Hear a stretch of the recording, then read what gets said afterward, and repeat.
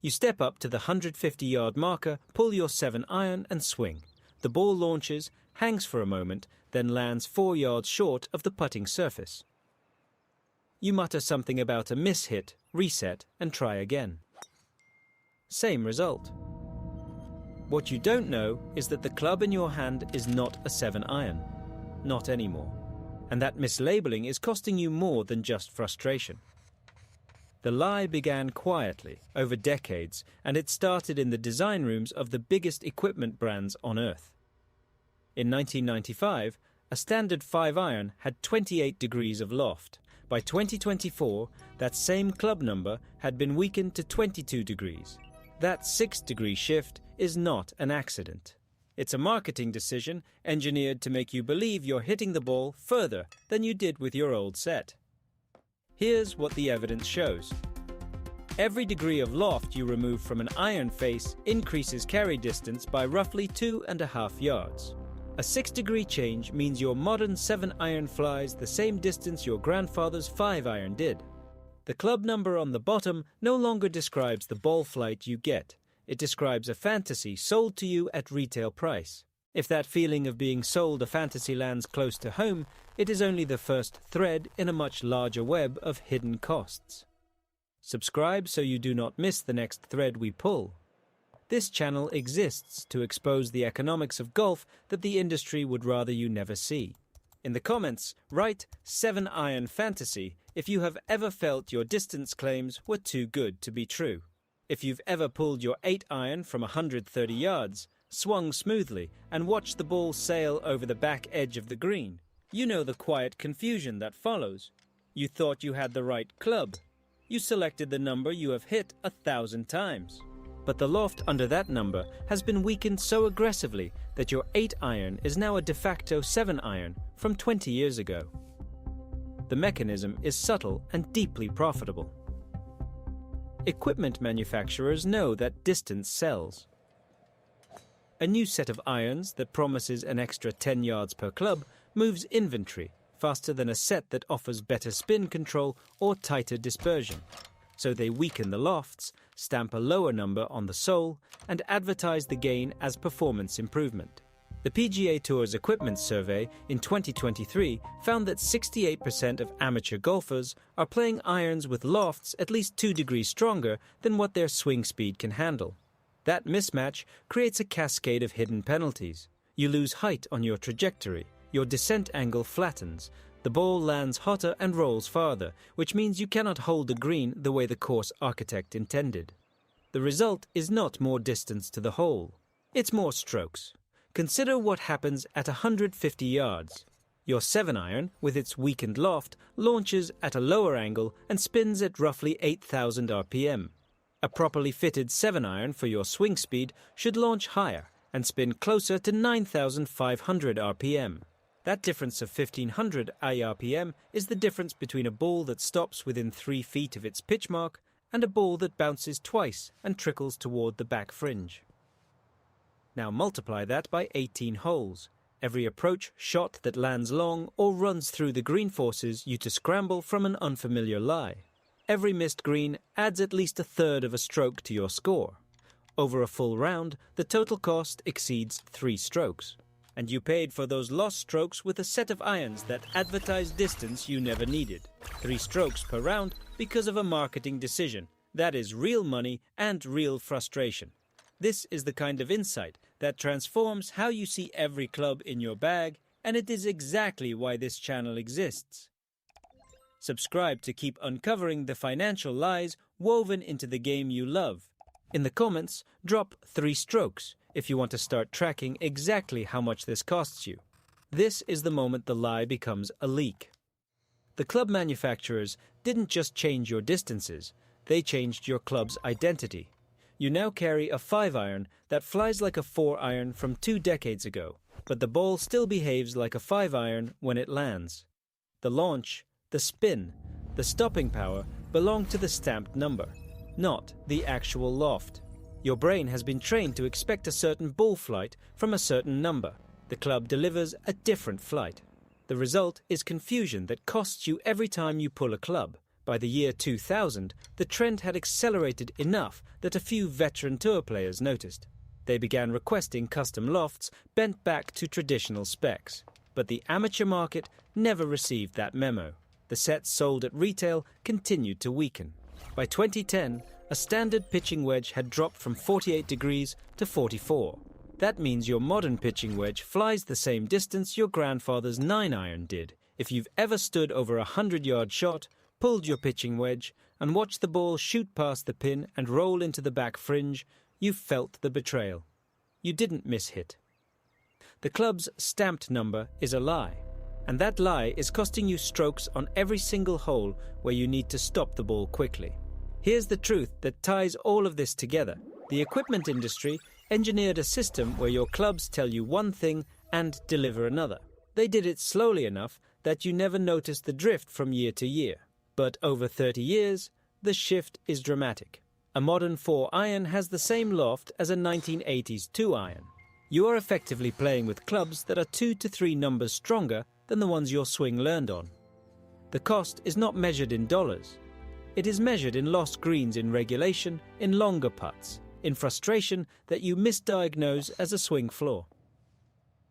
You take lessons to fix a fade that is actually caused by a club that launches too low to hold the wind. You buy a new putter because your approach shots keep ending up 20 feet away. The real fix is not a lesson or a putter. It's a set of irons with lofts that match your actual swing speed and ball flight needs. Now, consider the second hidden cost. When your irons are too strong for your swing, your distance gaps between clubs compress. A properly gapped set should have 4 to 5 yards between each iron. With weakened lofts and modern hot faces, the gap between your 7-iron and your 8-iron can shrink to 3 yards. That means you cannot reliably choose a club for a specific distance. You end up guessing, and guessing costs strokes. The 2023 Golf Digest equipment test measured actual gapping on 20 current sets of irons marketed to senior and mid-handicap players. Nearly half of them showed at least one gap of 2 yards or less between adjacent clubs. That's not a set of irons. That's a collection of clubs that all fly roughly the same distance, leaving you with no precision at the distances that matter most. If you've ever stood at the 140-yard marker and gone back and forth between your 6 and your 7, you know the feeling. You cannot trust either club to deliver exactly that distance, so you pick one, hope, and the result is another green missed by 6 feet. The solution is not to buy another new set. The solution is to understand what your clubs actually are. A competent club fitter can measure the true loft and lie of every iron in your bag. The reality is that most retail sets come with an acceptable tolerance of plus or minus 1 degree per club. That means your 7-iron could be anywhere from 29 to 31 degrees. That 3-degree swing changes carry distance by nearly 8 yards and spin by over 700 RPM. When you combine the intentional weakening of lofts across decades with the manufacturing tolerance drift, your set of irons is not a precision instrument. It is a roulette wheel. You pay premium prices for clubs that are built to a number on the sole, not to your game. A roulette wheel. That is what you have been spinning every time you step to the tee with a club that may or may not deliver what it promises. If this resonates with you, there's a lot more where this came from. Link in the description and pinned comment. Subscribe to a channel that does the math so you can stop guessing. In the comments, type roulette wheel if you have ever felt you could not trust your gaps. The moment you realize this, the entire system snaps into focus. You are not a bad iron player. You are playing with equipment that was designed to sell, not to score. The distance you thought you gained is an illusion that comes with a hidden tax on every approach shot. And the only way to break the loop is to demand irons that match your swing, not the marketing department's dream of your swing. The 20th century club builder never would have sold a 7-iron with 29 degrees of loft. That was a 4-iron. But the 21st century market has redefined what a 7-iron is, and in doing so, it has redefined the game you play. You are hitting clubs that belong to a different era's numbering system, and your scorecard is paying the difference. This is the lie that has been forged into the metal. And now that you see it, you can stop falling for it. The next time you walk into the pro shop, ask for the true loft of every iron you test. If the salesperson hesitates, you already have your answer. The system depends on you never asking. You pull out a single iron and measure it at a coffee shop table. The number on the sole stares back at you, but the metal underneath belongs to a different club entirely. That mismatch is not a factory error. It is the product of a 3-decade marketing campaign that quietly rewrote the definition of every club in your bag. The manufacturers knew that if they weakened lofts by half a degree each year, you would not feel the drift. You would just notice that your new irons flew farther than your old ones, and you would credit the technology. You would never credit the geometry, but geometry is the only thing that changed. The metal alloy, the face thickness, the shaft stiffness all play a role, but the single largest variable is the angle of the club face at impact. And that angle has been flattened by 6 degrees in 30 years. That is not an improvement. That is a redefinition.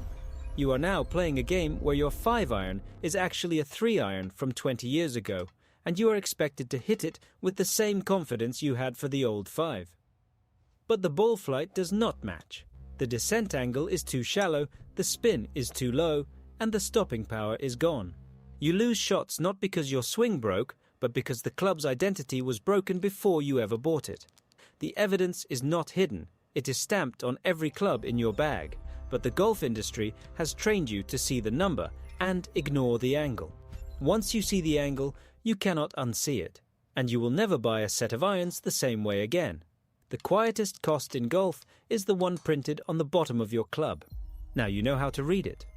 The next time a manufacturer tells you their new 7-iron flies 15 yards farther, you understand the trade. The distance is real, but it comes with a shallower descent, less spin, and a green that refuses to hold your ball.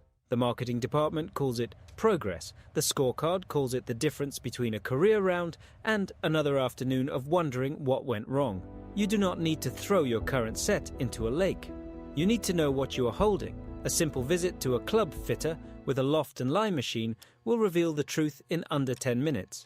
They will measure every iron in your bag, and you will see the numbers that the manufacturer never printed on the sole.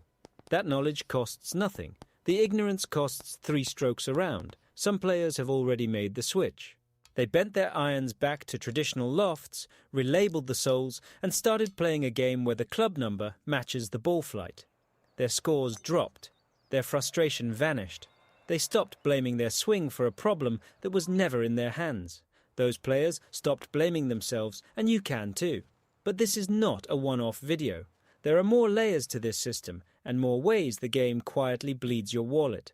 Subscribe to be part of the community that checks the angles before they buy. In the comments, write Loft check if you are ready to take your irons to a fitter this week. The system was never designed to help you score. It was designed to sell you the next set. But once you see the geometry beneath the stamp, the system loses its power. You are no longer the golfer who buys the promise of distance. You are the golfer who checks the loft, understands the gap, and chooses clubs that actually match the course in front of you. The lie was forged into the metal, but the truth is forged into what happens when you start asking the right questions. And that truth does not cost a dime. It just costs the myth.